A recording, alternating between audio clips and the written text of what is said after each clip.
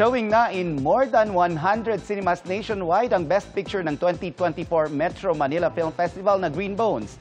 Si Ruru Madrid na Best Supporting Actor ng pelikula ngayon ay prepping naman with Bianca Umali para sa Kapuso Countdown to 2025. Narito ang aking chika.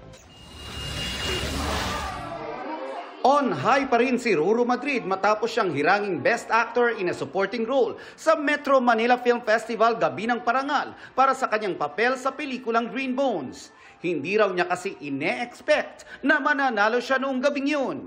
Did you prepare that speech? Hindi eh. Parang sabi ko nga, feeling ko nung pagdating ko po sa stage, parang lahat yun, puso ko na lang yung nagsalita. Kasi syempre, pagdating ko, nalula ako dahil nga andun sila Kuya Aga, sila Miss Vilma, andun si Miss Vice. Parang ang dami pong big stars. Isa sa pinaka-emosyonal nung gabing yun ay ang kanyang girlfriend na si Bianca Umali. Labis ang naging pag-iyak ni Bianca nang tanggapin ni Ruru ang trophy. Sabi ko nga, si Ruru ang best supporting actor nila. Ako ang best supporter niya. Forever. Kasama sina Ruru at Bianca sa much anticipated and biggest New Year countdown ng taon, ang GMA New Year Countdown. Excited ang Ruka team dahil ipakikilala sa countdown ang kanilang big projects.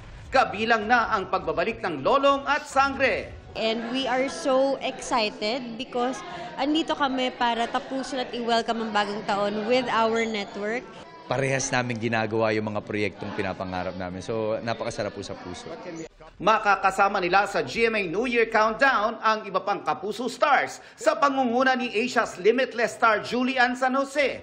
Pati sina Raver Cruz, Christian Bautista, Ay de las Alas, Sanya Lopez, Isabel Ortega, Kailin Alcantara at marami pang iba.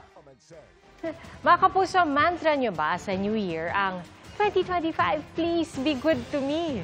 Kumusta naman ang inyong 2024 resolutions? Natupad ba? O may natupad ba kung marami man yan? Ang sagot ay ilang kapuso sa pagtutok ni Nico Wahe. Bago tayo magpaalam sa 2024, natupad nyo ba ang inyong New Year's resolution? Medyo lang sir, medyo. Walang natupad sa New Year's resolution sa 2024? Parang hindi. Meron naman po. Si Noemi, napako ang personal promise this year. Hindi na nagpapautang sa mga kaibigan. Nagpapautang pa rin. Ayun, hindi binabayaran.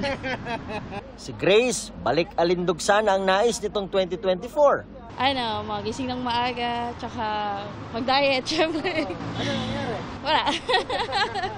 Ang tinderong si Jake, sinubukan daw i-claim ang gusto ngayong 2024. Pero walang pera. Pag may pera tayo, may resolution.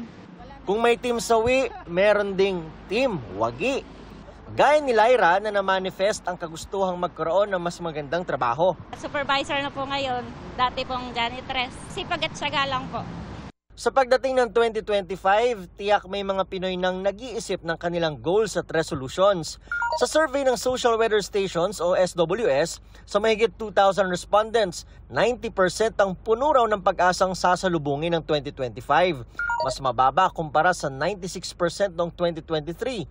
10% naman ang may takot daw sa pagpasok ng 2025. Mas mataas sa 3% noong 2023. Madali lang naman sabihin gusto mong magbagong buhay tuwing lilipat ang taon. Ang mahirap ay kung paano mo yan tutuparin. Ang mas lalong mahirap ay yung gusto mong matupad pero wala ka namang ginagawa. Para sa GMA Integrated News, Nico Wahe, nakatutok, 24 oras.